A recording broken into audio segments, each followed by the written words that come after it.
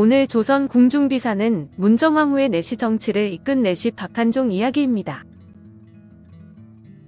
문정왕후는 내시를 통해 정치를 한 것으로 유명했는데 명종 8년인 1553년에 문정왕후의 수렴청정이 끝이 났지만 이후에도 문정왕후는 정치에 관여해 왕이 뜻대로 안 움직이면 종아리를 때리기도 했습니다.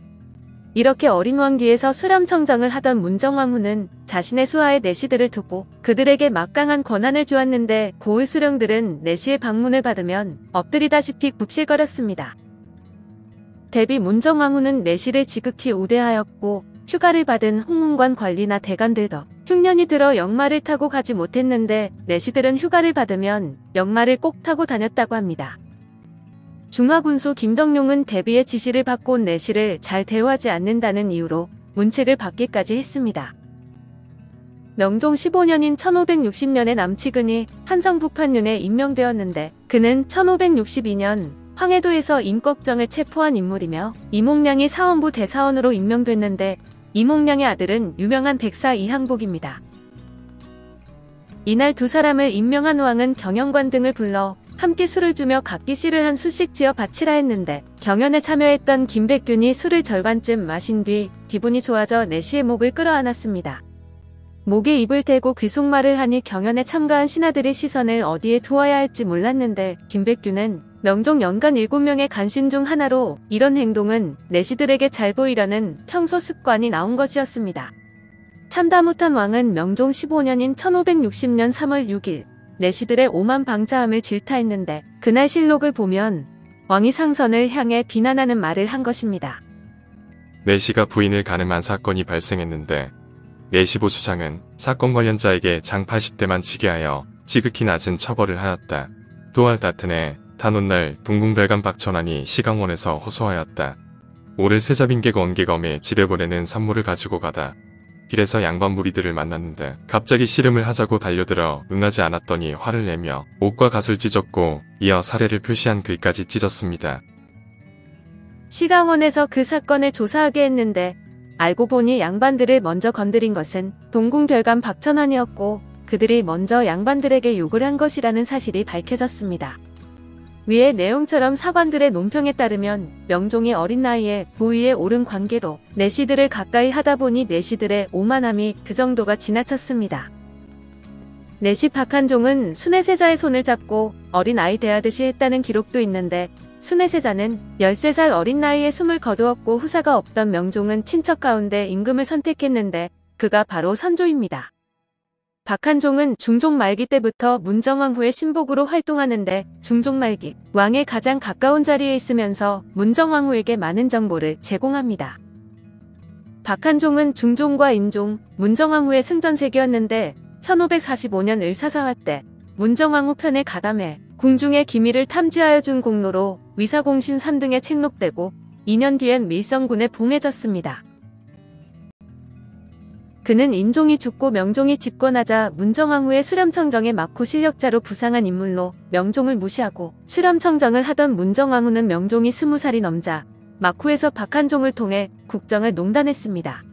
이런 상황에서 박한종의 권력은 다른 정승들보다 막강했으며 그런 것 때문에 명종실록에는 이런 내관들의 권력 남용에 대한 가차없는 비판이 줄을 이은 것인데 실록은 대비에 대한 비난이 적혀있기도 합니다.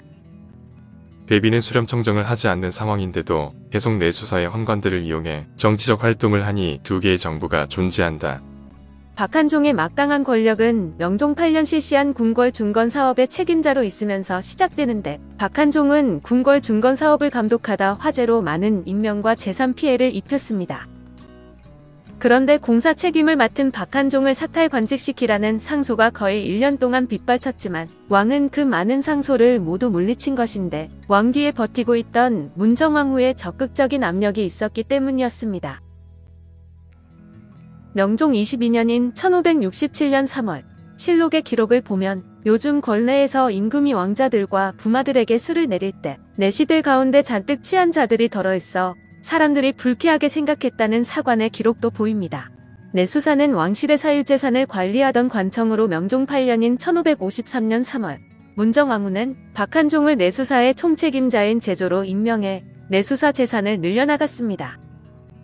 실록에는 민전을 빼앗아 내수사에 소속시키다, 내수사 환관이 강진의 땅을 탈점하다 등 내수사 환관들이 땅을 빼앗은 사례를 기록하고 있습니다. 이렇게 내수사와 환관 박한종은 백성들로부터 불법적으로 토지를 빼앗고 왕실 재정을 확충해 나갔는데, 문정왕후는 박한종이 보다 적극적으로 활동하기 위해 이품의 당상인까지 발급해 주었습니다. 당상인 발급은 내수사의 권한이 그만큼 강해진 것을 의미하는데, 황해도 봉산 일대는 토지가 소금기가 많은 습지라 갈대만이 무성했고 백성들은 갈대를 채취해 생활용품을 만들어 생계를 이어왔습니다. 그런데 명종 11년인 1556년 1월, 봉산 주민들의 호소에도 불구하고 봉산 일대의 갈대밭은 내수사 소유가 되었고, 내수사에 의한 토지 탈점은 임꺽정 반란의 중요한 계기가 되었다고 합니다. 명종은 후사 없이 숨을 거두었는데, 왕이 죽기 불과 3개월 전의 실록 기록은 당시 내시들이 왕의 후계자를 선정하는데 상당 부분 입김이 작용했음을 보여줍니다. 명종에게 후사가 없자 많은 공식적인 후궁 6명과 대궐의 많은 궁녀들이 명종의 후사를 위해 노력했지만 더 이상 자식을 낳지 못했는데, 명종의 죽음은 지나친 정력 소비로 보는 사람도 있습니다. 하성군이 선조에 지명된 것은 명종이 승하하기 불과 얼마 전 일로, 그동안 왕은 조카들 여럿을 대궐에 불러들여 왕으로 자질이 있는지 테스트를 한 것입니다. 그런 상황에서 내시들 역시 왕을 선택하는데 남다른 입김이 작용했을 것인데, 이 때문에 선조는 집권 후에 내시들을 많이 우대했습니다. 고자를 위한 변명, 고자질. 한편 설민성님의 강연 중에 고자질이 고자에서 유래되었다는 이야기가 있었는데, 요지는 남성이 거세된 내시는 여성 호르몬 분비가 늘고 스트레스가 많아 일반 남성보다 말을 많이 했다고 합니다. 이를 일컬어 고자질이라고 하는데, 이런 내시의 고자질을 막기 위해 연산군은 입을 다물고 혀를 깊이 간직하면 몸이 어느 곳에 있어도 편안하다는 문구의 팻말을 내시의 목에 걸었다고 했습니다. 그러나 고자는 한자로 북고의 아들자를 쓰는데, 북을 치면 소리가 나서 주위에서 반응이 있지만 거세된 남자는 반응이 없어 역설적으로 반응이 있기를 바라는 마음을 담은 말입니다. 이에 비해 고자질은 알릴고의 아들자를 써서 어떤 일을 알리는 사람이나 어떤 일을 말하는 행동이라는 의미로 한자로 보면 고자와 고자는 전혀 관계가 없습니다. 고자질의 유래를 명확하게는 알 수 없고 여러 설이 있는데, 대표적인 게 진시 황제의 환관인 조고와의 관계로, 조고는 시황제가 죽자 어리석은 호해를 황제로 세웠습니다. 그는 승상으로 권력을 휘둘렀는데 어느 날 호해에게 사슴을 말이라고 하자 호해는 사슴을 말이라 할 수 있습니까? 라고 했지만 신하들은 조고가 두려워 말이라고 대답했다고 합니다. 이것이 지록위마로 황제를 능가하는 권력을 본 젊은이들이 조고의 아들이 되기를 희망했고, 고자든의 목소리가 조정에 넘쳐 흘러 고자질이라는 신조어가 생겼다는 설입니다. 또 조선시대 창고를 관리하던 하급관리 고자 유래설도 있는데, 고자는 각 관청과 군영의 창고에서 군량미와 진울미를 비축하고 관리하는 임무를 수행했습니다. 무르화를 보관하는 창고를 관리해서 부정도 발생했고, 이를 막기 위해 나라에서는 수시로 창고 조사를 하고 불법 행위에 대해 엄벌을 가했는데, 곡식 70석 이상을 춤내면 노비로 삼아 섬으로 보냈다고 합니다. 고자는 수시로 재산 상황을 위해 보고해야 해서 창고의 재산에 민감했으며, 정식 보고회에도 억울함의 하소연, 변명 등 말이 많을 수밖에 없었는데, 그들이 하는 말을 고자질이라고 했다는 것입니다.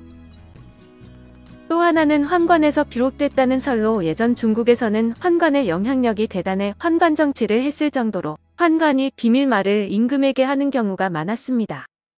설민석 강사의 주장과도 일맥상통하는 설인데, 왕정시대에는 임금의 눈을 가리는 못된 신하도 있었지만 바른 말을 하는 신하는 사실을 알려 다른 시각에서 보면 동료를 험담하는 무리가 됩니다. 비밀 이야기를 임금이나 윗선 또는 주위에 알리는 것을 바르지 않은 행동으로 여겼는데, 동료 집단의 일을 몰래 말하는 내부 고발자 의미가 있습니다.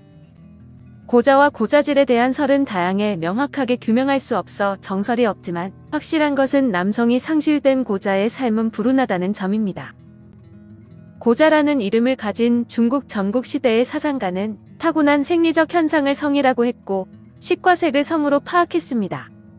이는 인간이나 동물이나 자연이 준 본능으로 보았는데, 거세된 남자인 고자는 식욕은 충족시킬 수 있으나 성욕은 만족시킬 수 없어 자연이 준 기쁨, 자연의 섭리를 즐길 수 없었던 시대의 희생자들입니다. 내시의 성생활. 궁궐에서 생활하는 내시는 환관이나 고자로 불리는데, 궁궐은 여성들이 사는 공간으로 남자가 산다면 성적인 문제가 일어날 수 있지만 그 넓은 궁궐에는 남자들의 일손이 필요했습니다. 그래서 고안된 게 환관제도인데, 환관은 남성의 기능이 상실되어 여성과 스캔들이 날 수 없었지만 때로는 이론과 현실이 일치하지는 않아 내시와 궁녀 또는 왕실 여인의 추문이 있었습니다. 이는 성생활이 가능한 내시가 있었다는 의미인데, 발기 가능한 내시는 있었으나 정자를 생산할 내시는 없었다는 것이 답으로, 내시는 고환이 제거된 경우가 대부분이지만 음경인 페니스는 그대로 있습니다. 고환은 정자를 생산하는 곳으로 고환을 제거하면 씨를 퍼뜨릴 수가 없어서 내시를 씨 없는 수박에 비유했는데, 조선시대에는 일부 발기가 가능한 내시의 스캔들이 심심찮았습니다. 이미 알아본 것처럼 태조 때에는 세자빈과 내시의 불륜 사건이 있었고, 연산군이 내시 최수연과 서득관의 간통 사건 때문에 모든 내시들의 아랫도리를 검사하도록 하기도 했습니다. 원래 내시 최수연은 성종 때 왕자인 원원군의 유모와 정을 통하다 발각되어 곤장 백대를 맞고 제주의 관노로 지내고 있었지만, 서득관 사건이 일어나면서 함께 차명을 당하게 됩니다.